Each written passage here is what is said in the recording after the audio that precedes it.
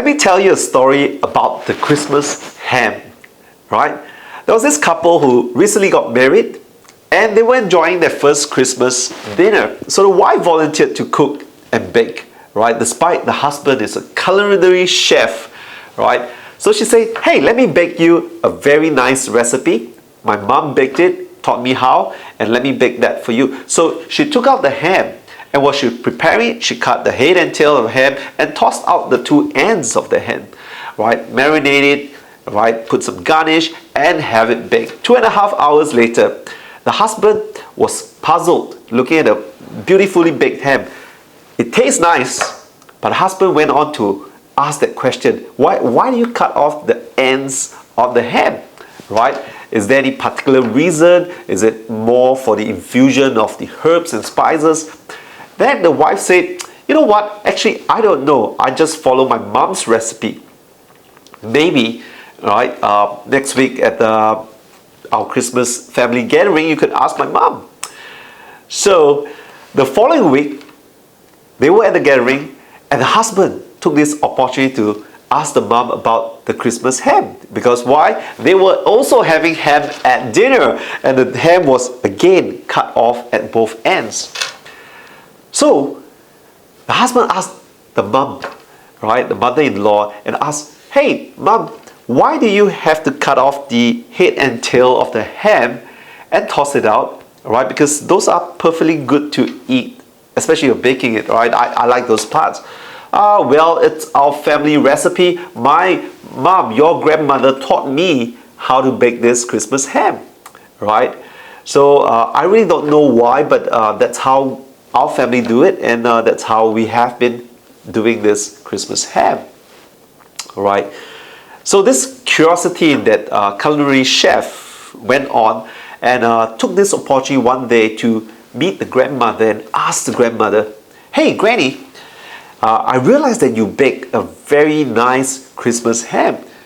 Could you show me how it's baked and tell me why do you have to cut the head and the tail off the ham? Is there any particular reason, right? Does it give more aroma, more flavor into the ham?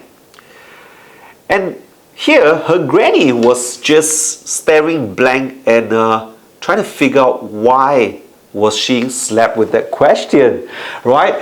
So she think real hard and then she said, oh, you silly boy, right? I don't cut the ends of the ham anymore. Back then, when I taught my daughter, right, your mother-in-law, how to bake this ham, my oven was so small.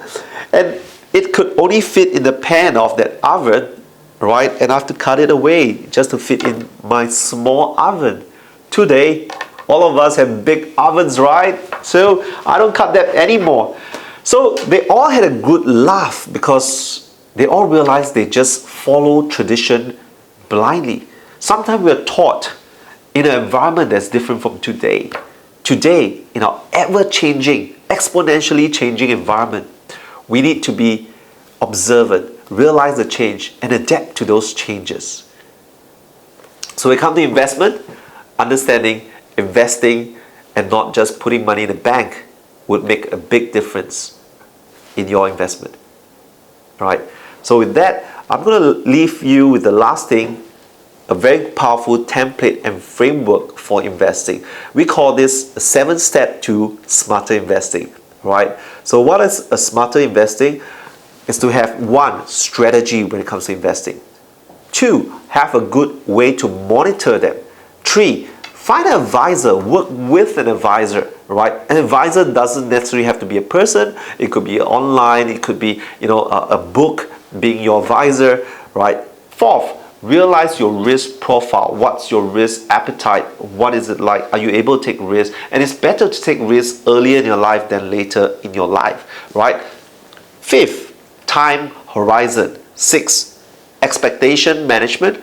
And number 7, make sure all this that you do for investment, make sure it's realistic, right? Because everybody wants a higher return and a lower risk. Yes, it can be found, but it has got to be realistic.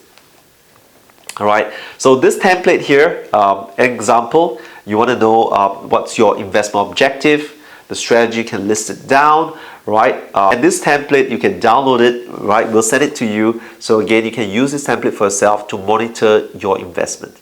So with that, my name is Paul. This is Business Class, your ticket to financial freedom. See you next time.